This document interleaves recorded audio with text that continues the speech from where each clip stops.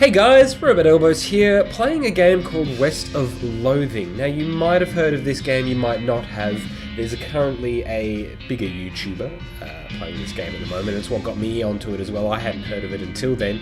It's as you might be guessing with the music and the rolling tumbleweeds in the background, that it's like a cowboy western style game. It's 2D, it's stick figure, but it's an adventure style game, and it's got a lot of humour in it that I really like, and I think you'll like it too. So let's just get stuck into it, and we'll go straight from new game. So wanted for protagonising Jeffrey Austin. No, well we have to go. Pew! Elbows. Change your character. So I can just shoot anywhere. That's cool. Reward 647 meat. That's the currency. You don't get gold, you get meat. I had the strangest dream. I was choosing a character class. Cow punching, bean slinging. So it looks like a magical sort of one, or a snake oiler. Now, if you have watched the certain bigger YouTuber, again, whose name will not be mentioned, he's cow punching. He's off cow punching. So I kind of wanted to do something different. Beanslinger, or do we go snake oiler? Beanslinger, snake oiler. Beanslinger, snake oiler. I like the idea of the... I don't know. I've always liked magic. I'm gonna go snake oiler. Snake oilers rely on their moxie and chutzpah to tame snakes. Their fearlessness to extract potential oils from those snakes, and their cleverness to manufacture and sell potions from those oils. I'm having a good day. You may or may not hear I'm a little bit sick, but we'll press on. You've heard snake oilers doing really well out west since the cows came home. Everybody needs potions, and hope in the dark days. Let's try that all again. Everybody needs potions and hope in these dark days. Right, that's where it's trying to go. I should read the whole sentence. And also out west is where all the best snakes live. I want to be a snake oiler. Oh. Alright, now, WASD to walk. You read the spine of one of your books. Roberta Bobbsey in the Forbidden Citadel. Rufus likes this one as much as I did. Walter Brown in the Mysterious The Haunted Castle.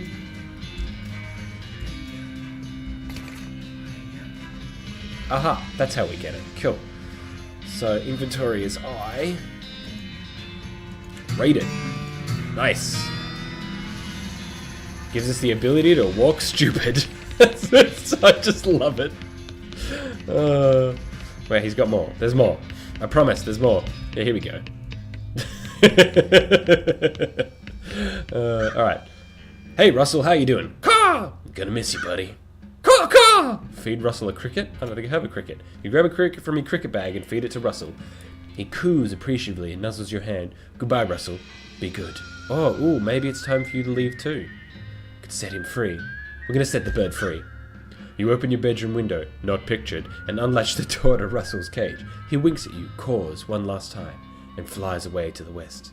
It's time to hit the trail. Now, oh, let's comb my hair. Leveled up, or good experience at the very least. Goodbye, phonograph. Let's turn it off. Oh no, we gotta have the... Oh no! Needed to have the music. Oh well. The living room. I love the stupid walking. It's Mum's pa safe. Keeps all her pa's safe. You're gonna miss Mum's cooking. What's in here? Little brother's room. Look inside. Puzzle cube! What does that do for us? Fiddle with it. Hooray! Experience. Fiddle with it some more.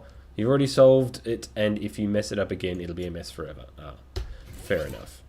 Options? Stupid walking is now an advanced option. Fantastic. If you want to have a look at the what some of these advanced things do, you got show grid combat, should be pretty self-explanatory. Nerd mode displays a log describing what happens in combat. Best font mode changes the typeface of the game to Arial. Please don't do this. Well, let's do it. Eek, why would you even want to do that? Colorblind mode. What happens if we select it? We're going to have colorblind mode on.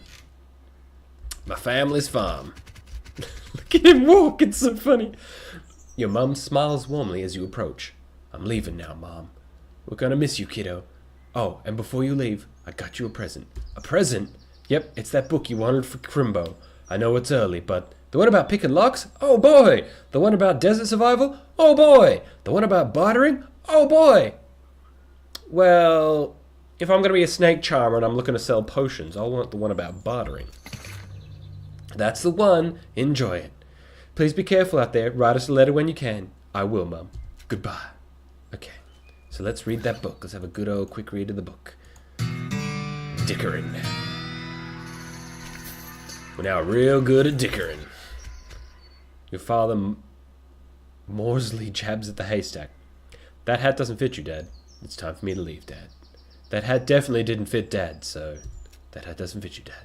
I'll grow into it. Okay. Well, it's time for me to leave. His lip quivers a little. Listen, I want you to have this. It's your grandmother's briefcase full of snakes.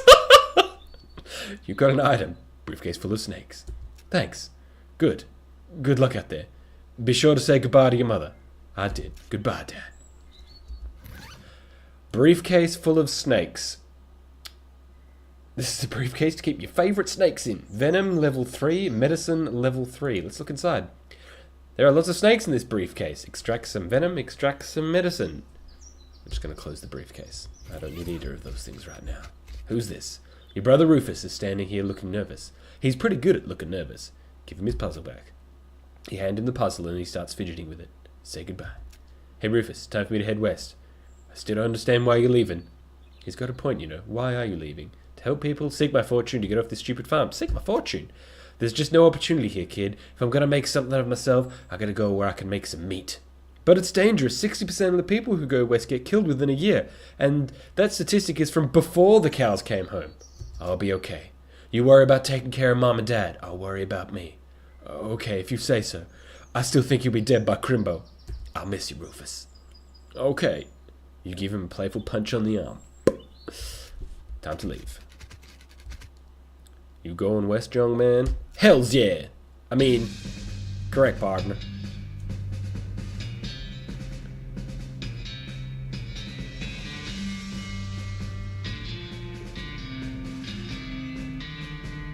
Cinematic photographer? I don't know enough about making things to... Film editor? This doesn't sound right.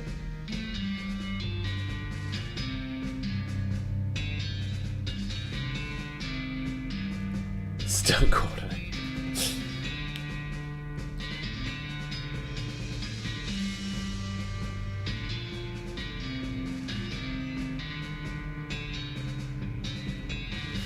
Boom operator. 200 miles later. Around the wild, wild west. Where are we? Where are we? Is this... Ugh, got kicked off pretty hard there. Well, the bad news is that you fell off the cart and got knocked out for a couple hours. And now you've got no ride, no meat, and no prospects. The good news is that you're in a town, rather than a gulch? I thought... Gulch? I was going to say glutch. Not much of a town. Get up, dust yourself off. What be this thingy? Turnip! Nice. Who's this dude? Excuse? Beg your pardon, mister. Whee! Ew, I stepped in poo. And I was about to smear my ass across it as well. We've got a guy trading. We've got a man in a cactus. You approach the weird cactus man hybrid. He smiles at you. Howdy, cactus man. Howdy yourself. And the name's Bill. Cactus Bill. What happened to you, Bill? Well, to be honest, partner, I drank too much cactus beer and turned me into a cactus. Doc Alice warned me this would happen, but I didn't listen. And that's why they call you Cactus Bill? No, that's just coincidence. Oh, does it hurt? Does what hurt? You know, being a cactus. Oh, no, it's kind of nice. Natural fermentation process inside the cactus part of me keeps me pretty drunk most of the time. I guess it's a bit boring. Yeah, I bet. It wouldn't be so bad if I had something to read. You don't happen to have a newspaper or anything, do you? No. Well, if you happen to find one, keep me in mind. Will do, Bill. Let's go to the saloon. That feels like the next thing I should be doing. As you walk into the saloon, crazy-eyed guy sitting in the left side of the door shrieks and waves you to get your attention. Hey, where's your hat, dagnabbit? Well, you can't drink it here without a hat. Tain't proper. He points at the take a hat, leave a hat box next to the door. Let's check out the box. You look through the box and find a battered derby. That looks like something you'd wear. Let's grab it. Oh yeah. Oh, I look a mite fancy. You grab the hat and put it on. Thanks, Pete. Thanks, Pete. He gives you a friendly, if somewhat twitchy nod. Say, fella. Yeah? You heading out west? If you want some company, I'd be more than happy to come along. Just let me know. Well, no pressure. Alright, I'll keep it in mind. Whoops, went back outside. Did not mean to do that. Let's talk more to him. What do you say, Pete? Who, me? Well, heck, I say all kind of things. First and stagnabbit, that's a varmint in my biscuit barrel. Uh-huh. Pete takes a swig of his whiskey. See you later, Pete. These guys look like they're playing poker, or at least trying to.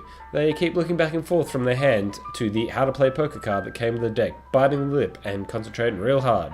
Can I play? They look at you nervously. Look, I have some meat, let's play. Sure, why not? You put 20 meat on the table and sit down before they can say no. One of them shuffles the cards, sloppily, and deals a new round. You get a pair of 10s, plus a 2, a 3, and a king. Bet aggressively. Yeehaw, I'll bet 15 meat! They look at each other nervously, but they both call your bet. Okay, read 'em and wait. You show your pair of 10s plus 2, 3 king. The guy on the left has a full house, 2 jacks, and 3 aces. And the guy on the left right somehow got a straight flush. 2 through to 6 in hearts. Horsewaggling then. I win. You explain that jacks are worth 9 points each, giving the guy on the left a total of 21 points. To the guy on the right's 20 and you're 25 plus a king.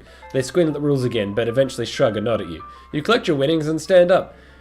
The guy thanks you for helping them learn the game. You gain 30 meat. Alright, how's that? That guy's asleep. There's a spittoon here. It's a spittoon. People spit into it. You know without even looking at it, it's absolutely disgusting. Let's look into it. Yeah, it's full of spit. Regular spit. Gross tobacco spit. Chewing gum. And it even looks like a few teeth as well. It's disgusting. And the smell. Oh, even from a distance it smells horrible. We're going to look closer. You are now on your hands and knees peering into the filth-encrusted spittoon. I don't understand what's wrong with you. Wait, is there something shining at the bottom? Let's get it! You reach your hand in towards the spittoon. Even before you touch it, you can feel the grossness in the air, like a greasy fog enveloping the stinking brass horror. It smells like the vomit trough at the mesquite barbecue eating contest. You hesitate. Never surrender! You plunge your hand into the awful soup. It makes a sound like gloop. Your skin is burning, your eyes start watering. Keep searching. You appear to have gotten some kind of ring, probably some kind of disease as well. Congratulations. Hooray? I think it's hooray. Guy playing music. What, can we talk to you? Probably leave him alone. Okay. Barkeep. You walk up to the bar and wait patiently for the bartender to notice you. While you're waiting, you see a sign taped to the back wall. Reward for lost mugs, 25 meat each. Cool. Bartender finally notices you. Howdy, cowboy. Howdy, barkeep. Name's Robot. What brings you to our little backwater? Ask about work. Oh, the usual. I came out west to make my fortune. Not having much luck so far, though. Any work around these parts? Unfortunately, Boring Springs already had more people in it than jobs. It's more of an errand town, if you catch my meaning. If you're looking for a real job, I'd recommend talking to the railroad people up by Dirtwater. Dirtwater? Dirtwater. Let's ask about Dirtwater. Dirtwater is interesting. It's far enough west that it's still more or less exempt from the rules of law, but not so far west that it's been burned to the ground by the damned cows. Lots of opportunity there. He pauses for a few seconds, lost in thought. Yep, if I were a young man, I'd probably head that way myself. Okay, let's ask about the railroad. The Manifest Destiny Railroad Company. From back east. They're trying to run a line to Frisco and having a heck of a time doing so. And they're hiring? Oh, I reckon they're hiring for one thing or another. Big company that. Errands? Yeah, this forsaken burg is always falling apart in one way or another. The hostler's always needing help since he's hurt his leg, and that no account sheriff could certainly stand to have somebody doing his job for him. Anything else? Well, I got a goblin loose in the basement. Some cowpoke from the gulch didn't wipe off his boots and got spores everywhere. I could probably handle a goblin. Much obliged. I'll unlock the basement door for you. Oh, and you'll need this. Weak fungicide. Cool, we'll take it. Love the silly walking. Ooh. Newspaper. I need that for that guy. Whiskey? No, what? Yeah, whiskey. Anything else? Alright, I guess we gotta kill this thing.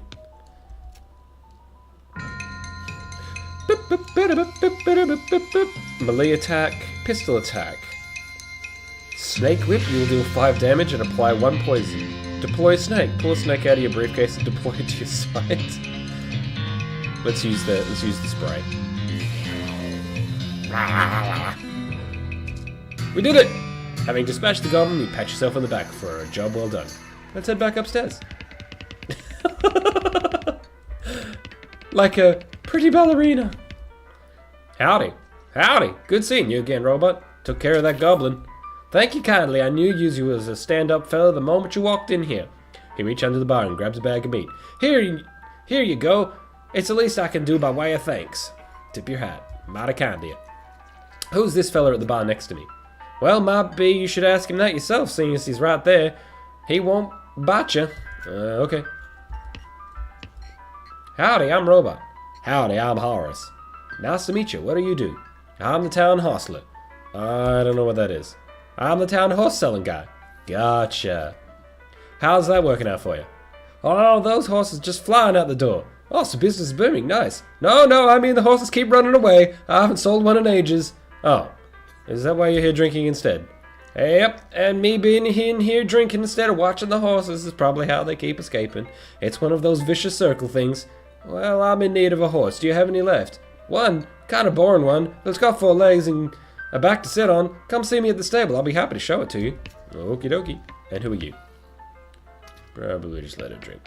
Oh, who's the lady at the thing? That's Susie. She's a rancher from nearby, a real tough broad. I ain't recommending you pester her. Why's that? Lost a whole family to a cow attack recently. Got some pent-up frustration about it. Ouch. Alright, she don't want to talk to me. Howdy, Susie. Howdy, cowboy who's going to be searching for the spittoon for his teeth if you don't leave me in peace. Okay, bye-bye then. Just gonna cartwheel over to the cactus man. Did you bring me something to read? Give him the newspaper. You give him the newspaper you found in the basement saloon. Much obliged, partner. Now let me see here. What can I do to return the favor? Oh, I know. My shovel. I left it behind the outhouse at the ore hole mine. It's yours if you go get it. I'm sure you'll find a use for it. Alright. Behind the outhouse at All Hole Mine. Got it. Thanks, Bill. Don't mention it. Now, if you could just kinda stick that newspaper in my face before you leave. Okay. And I think that's where I'm going to end this particular episode. If you've enjoyed it, please consider subscribing if you're new. And please give it a like if you're not. Or do both. Let me know if you've enjoyed the video and I can keep making more. But until then, thanks for watching if you're here at the end. And I will catch you in another episode. Bye-bye.